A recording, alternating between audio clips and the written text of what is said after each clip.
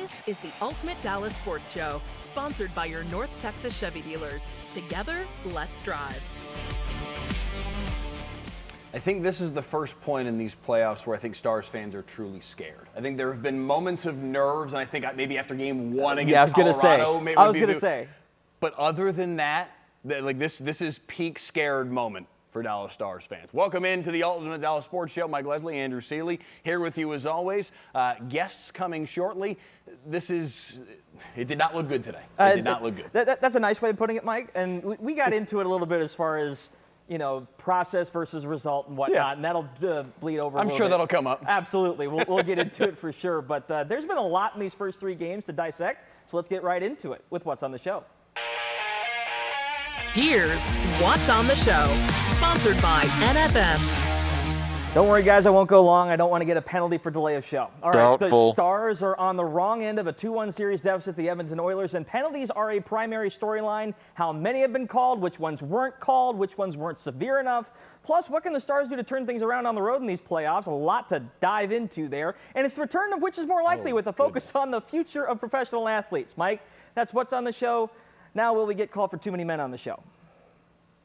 Oh, you're welcome. How many puns did he work into that? You're going to have to rewatch it to find them. That's all I'm saying. Owen Newkirk from All City Dallas is like, do I have to do a half an hour of television coming up? Owen, thank you so much for being with us. Putting up with us. Buddy. Sure. Putting up with one half of this screen, maybe. Hang on a sec. Come on. Owen, what did you think of today's game, top to bottom? Obviously a 6-1 loss. It doesn't feel like the game was probably played to a 6-1 score, but how do you evaluate what was done on the ice and where the Stars stand now? Yeah, there's two things that you said that are very true. One, Mike, you're absolutely right. That was way too many puns. Two, whatever. Their problem. I appreciate you, Andrew, and I support you being you. So keep doing it. Thank you. On a serious note, I think Mike's right. I think that this should be the first legitimately nervous moment. But it doesn't mean this is panic time, right? Because, yes, Dallas lost game 3. Yes, the Stars are now down 2-1 in the series. But just like Edmonton won game 2 after losing the first game in Dallas, the Stars can do the same thing and not only get right back on serve, but reclaim home ice advantage. So it's certainly not dire. That being said, this is the first time the Stars have lost back-to-back games in this postseason run. And that's a little concerning because in the last 2 games, they've managed to score exactly 1 goal. And that, I think, is something that has to be rectified in a hurry if they want to get back to level ground in this series. So, Owen, the reason why they even have any goals in this series, I think you could argue, would be the power play, specifically the 5-goal outburst they had in game 1. And I know all of those goals didn't come on the power play, but the momentum-shifting ones did. Obviously, penalties have been a huge storyline. What can we make of how, not even inconsistent, but just odd, some of the no calls, some of the decision-makings from a non-major penalty in the third period of game 2? What can we expect moving forward here? Because it seems like in classic NHL fashion, we called too many penalties in game 1, and now we're going to be fine-tuning which ones we're going to call moving forward here. Well, and in fact, in game 2, it reversed the other direction where Edmonton had 5 power plays, 4 of which I thought were completely obvious penalties against the Stars. The first one, which actually led to that go-ahead first goal in game 2, came because of a Mikael Granlund boarding call that I thought was a bit soft. Troy Stetcher looked like he turned at the last second. Okay, sometimes those calls don't go your way.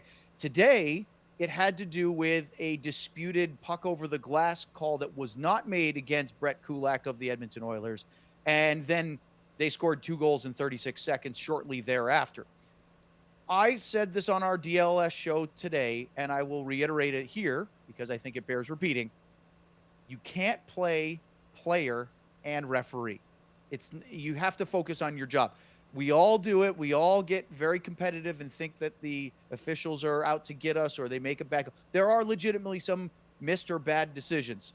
We are human after all. But what they really need to do is worry about the next play. And there are going to be times in playoff situations, and even within the same series or within the same game, where teams are going to disagree with calls. Remember the Colorado series? There were a couple of those on both sides where they weren't very happy with that. So the Rope hints issue from game 2 was a big one, obviously, because Hintz did not play in game 3 this afternoon. And that's concerning because obviously he's injured, and will he be able to play the next one?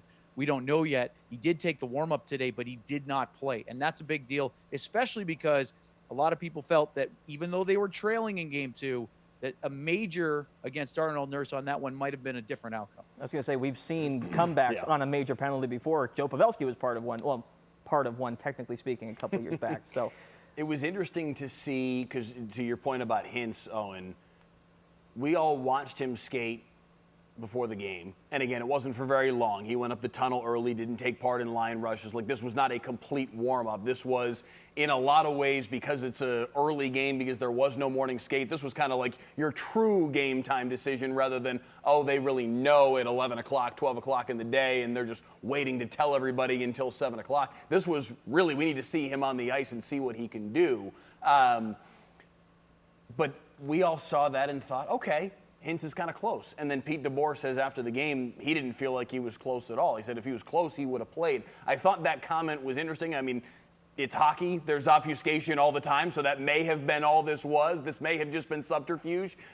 But I did find it interesting that he characterized it in that way after the game, because when I saw him take the pregame skate today, I thought, okay, he'll probably at least play game 4 then. Doesn't feel quite as much of a lock now. Yeah, I agree, and I also appreciate your verbosity as well. Those are some heavyweight words that I'm very much in agreement of. So sorry. Let's go with puns over here, Don't verbosity apologize. over there. That's all I'm saying. We're going to tease Andrew about puns, but we're going to celebrate vocabulary. And That's right. Double standard. Double standard. I appreciate the double standard. Understood, and I accept full marks on that. Is this Owen Newkirk doing marriage counseling right no. now? Sorry, Owen. Don't even go with it. No.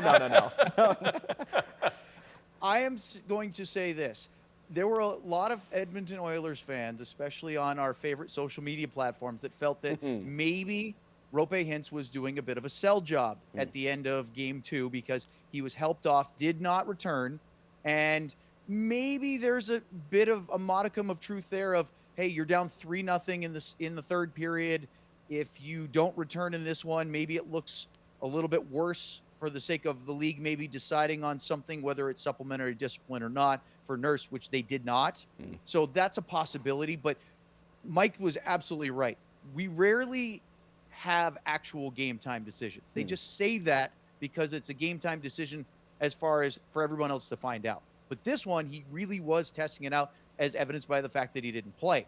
And so you have your number one center, your top line center, not playing and injured because of that incident. Whether it was deserving of a suspension or not is kind of superfluous, Mike. But what really is important is the fact that that's a concern because, I mean, while they have a lot of depth, when you lose one of your guys on your top line, that's a big issue. Yeah, I mean, listen, I'm just getting over the marriage counseling part of this, and I feel like I need to ask Owen, or ask Mike specifically, is there anything that I've said recently that has gotten on your case? And realistically, yeah, there was.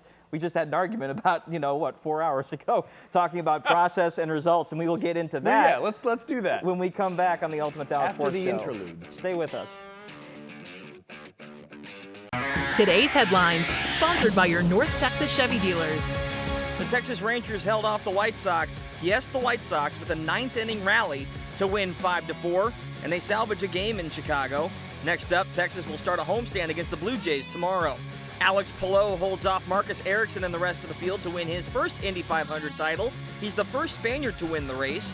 And Ben Griffin wins a great finish at the Charles Schwab Challenge at 12 under. Scotty Scheffler finished tied for fourth at 8 under.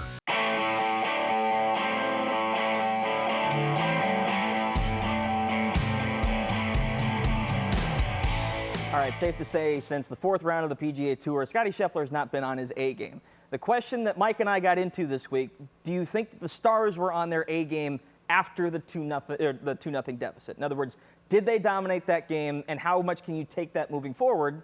Because they need that again in Game 4 if they're going to pull out a win this time. I think they dominated the second period. I don't know that they necessarily dominated the entirety of the rest of the game, but I certainly feel like they dominated the second period. And what led us down this path, it is if any of you guys subscribe to Money Puck, They have a simulator that runs the game that we have seen thus far through 1,000 simulations and spits out a number the Stars would win X number of times.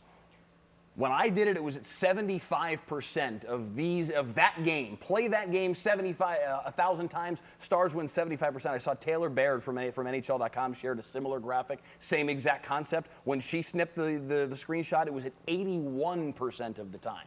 There's a lot of data here to suggest they played really well today, but didn't get any breaks whatsoever. Oh, and ultimately what matters here, and I know the argument that's coming from Andrew here is what pucks get in the back of the net. And yes, ultimately that's how this game is determined. But what did you make of the game that we saw on the ice and how this actually played out? Yeah, Mike, you're right. The numbers certainly back that up, meaning they had more chances, they had more quality chances, they had more high danger chances. They had a lot of the metrics that you would suggest would be outplay the Edmonton Oilers. The problem is that they didn't outscore the Edmonton Oilers, and that is the object of the game. Andrew, I'm not trying to steal your thunder here because I know where it's going. Go for it. Go ahead. This is one of those games where in the regular season, because it's a 1 of 82, the coach would come out and say, boy, if we play like that, we're going to win a lot of hockey games and a lot more than we lose. The problem is in a best-of-7 playoff series, let alone the Western Conference Final, you can't really do that. And one of the things that I do think is very important to point out is that results matter only in wins versus losses. Style points, while nice for fans, do not matter because what matters? 4 wins in a series. So you can win 1-0 in triple overtime. You can win 8-6. You can dominate and win 9-0. It counts as 1 win, and that's what matters.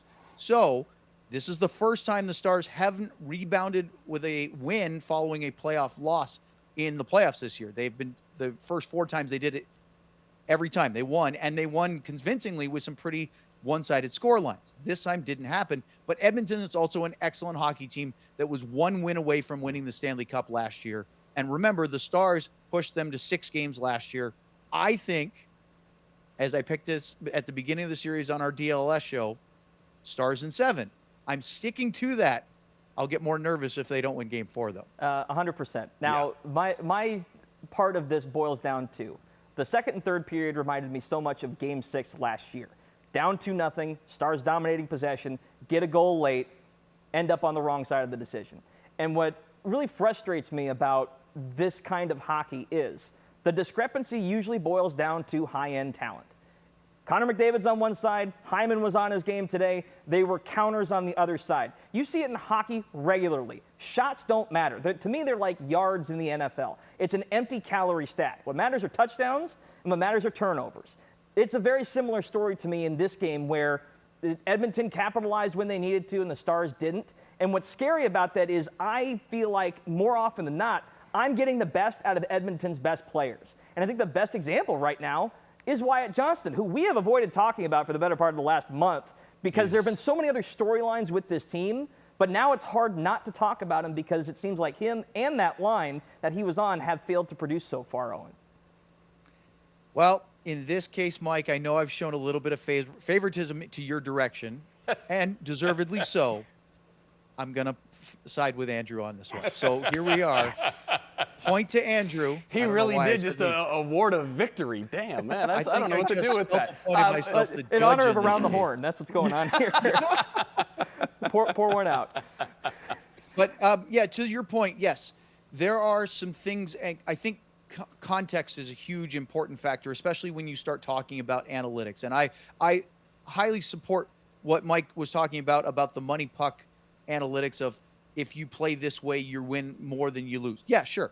However, part of how this game was played was because of the fact that Edmonton got the lead. 2 quick goals in 36 seconds, and then Dallas was forced to chase the game. Now, they were utterly dominant in the second period, and they had, I believe by my tracking, 8 high-danger grade A scoring chances, of which they scored 1 goal. And that's the problem. And that's where Andrew's going with, if I may be so bold as to suggest that I know what your point is the fact that they have to capitalize. It's not good enough just to create chances. You have to score because we're in the put-up part of the season. It's not of the process, the style. You have to get results. Now, the good news is this was Game 3, not Game 6 or 7. And so you have some leeway, but that leeway does get shorter each time you lose a game in a series. I will say one other point on all of this. Their own coaching staff was seeing a lot of what I'm talking about because they changed up their lines going into the third period despite being up 3-1. So there was more data there to suggest that there was a lot of things going Dallas's way. But ultimately what this boils down to me is they have to stop playing from behind. It worked in the first 2 series to fall behind 1-0. It wasn't a big deal. You can't do that against this team because they have to be able to play aggressively, but they have to still stay connected on the back end. This team, to your guys' point about the talent that they have with McDavid and Draisaitl and Bouchard, I mean, they with Hyman, they are ridiculously talented, and they can turn any situation into a 3-on-2 in a blink. Dallas has to be able to stay more connected. When they get down 1-0, they start taking chances like we saw Thomas Harley do that led to the goal that made it 2-0 in favor of Edmonton early on in this game. If Dallas can get the first goal in a game, it can make a huge difference in the entire series. I was going to say that the game we've talked about a lot boils down to 36 seconds. We can try and talk all the way around it. It's the missed penalty, and it's 2 goals quickly after. All right, we got a lot left to get into. Stay with us. Next up, which is more likely? We're talking about the future of professional sports. Stay with us. And now it's time for Which is More Likely. Welcome back to the Ultimate Dallas Sports Show. Time now for the turn of which is more likely. The concept is simple. I have a series of scenarios for our esteemed panel. It's up to them to decide which is more likely. Sounds simple? That's because it is. Don't complicate it, Mike. All right, let's kick things off here. Scenario number 1, which is more likely? The next few generations of players across all professional leagues continue the slow march towards the human limit and take down some of these impossible records, or they burn out trying and just accept the success that they get. I'm looking more at career longevity here and how society has changed, and this is a bit of a meta conversation. So here's an example from today, for instance. Nadal was just enshrined at the French Open for 14 titles won there. It literally feels impossible for that to go down, but we all know on some level sports is capable of anything. Will players from this generation choose to try and go for that, or has society changed so much that the next groups will have some success, get their payday, and move on? Owen, your thoughts here? Oh, boy. I believe Mike said this during the break. We could have a 45-minute conversation about this alone, and we could talk about a lot. Because if you want to go tennis, I'm a tennis guy. Look, Rafael Nadal was one of the big 3, along with Roger Federer and Novak Djokovic. Maybe you want to throw Andy Murray in that mix as well as that generation. They changed the game for tennis specifically, but it's a great analogy or a metaphor for the entirety of sports because up until that point, once you hit the age of 30 especially in men's professional tennis, you were becoming over the hill and just about a dinosaur. Your body broke down. The fact that these guys push 40 or closer to it, and of course Nadal, a little younger than Federer, but boy, put his body through such a beating over his career. I still think they're going to be special athletes. I think more players are going to be playing longer because of the advancements in not only training and nutrition, but also in rehab and therapy. And you see injuries and surgeries that were once career ending now are a year. Not even look at what Miro Heiskanen just did. He had a knee surgery and came back within the season. It's just remarkable. Tyler Sagan had hip surgery in December, and he's playing meaningful playoff games. And outskated someone the other day, but that's not here nor there. and our friend John Klingberg to boot, right? Yeah. And so in saying all that, I'm going to very much play the sophist here and take both sides. Mike, your thoughts? I don't really accept the idea that generations are a monolith. I think we saw lazy players in generations gone by. We'll see lazy players in generations to come. We'll see insanely dedicated, goal-driven players in generations to come. I think there absolutely are going to be players that say, that's what LeBron did, I'm going to go make that happen. I don't think that it's as simple as, oh, this generation's going to just get their pay. There's going to be tons of guys that say, forget that. That's my record in 20 years. Fair enough. All right, moving on here. We've got running a little tight on time here. Statement number 2. I'm curious why y'all stand on this. Which is more likely, home court or home ice advantage isn't what it used to be, or game 1 and game 2 mean less than they used to? Really what I'm asking is, has the mindset changed in recent years where the top seeds across professional sports are under more pressure because of that advantage? This time, Mike, lead us off. I mean, clearly the Stars don't really care all that much about game 1s. I mean, historically, over the course of the last, 6, 7, 8 years of playoffs, obviously they won back-to-back here these last couple series. But Yeah, no, I'm kind of trying to wrap my brain around your question a little bit. In other words, do we care about game 1s or 2 more or less now? Because how it seems to me, because I grew up with the Twins in the home World Series where it meant something to win those first 2 games, or you almost kind of checked them off. I'm curious, Owen, from your perspective, do you feel like recently President's Trophy winners, top seeds, now face a lot more challenges at home in games 1 and 2? Yeah, I think to quote Pete DeBoer, and I agree with him on this, home court or home ice advantage doesn't mean a whole lot until you get to a game 7. And that's where that can be a huge difference because it's a win or go home for both sides. So I'm going to say that game 1 or game 2 results are less important as we move forward because I'm going to say the other way around. Game 1 or game 2 is more important than home ice advantage because getting a lead in the series and forcing a team to play from behind, that's an issue. See, he took a side, Mike. You see that? I'm still That's trying a to make point for sense of Owen. your question. Apparently, I'm not I almost smart took the enough. wrong side. Owen Newkirk, we appreciate you as always. More Stars playoffs to come as we move forward. Mike's final take coming up next. Thank you, Owen.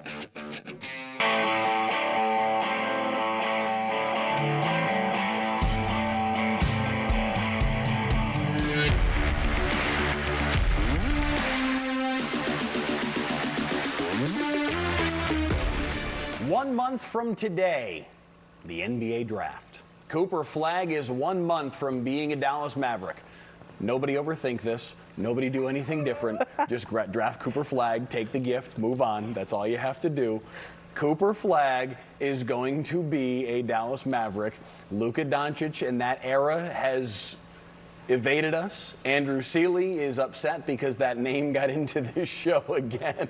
Thanks to Sean Hamilton in my ear for just sinking that knife just a little bit, twist it a little bit for Andrew just for fun. No, but seriously, don't overthink this. Just draft Cooper Flagg and move on with your lives. Your franchise was just saved. Take advantage of it. Did you see Luka's looking a little slimmer? He is looking slimmer. See you guys next week. He's Thanks for looking watching. quite svelte. How'd that happen? Amazing. This has been the Ultimate Dallas Sports Show, sponsored by your North Texas Chevy dealers. Together, let's drive.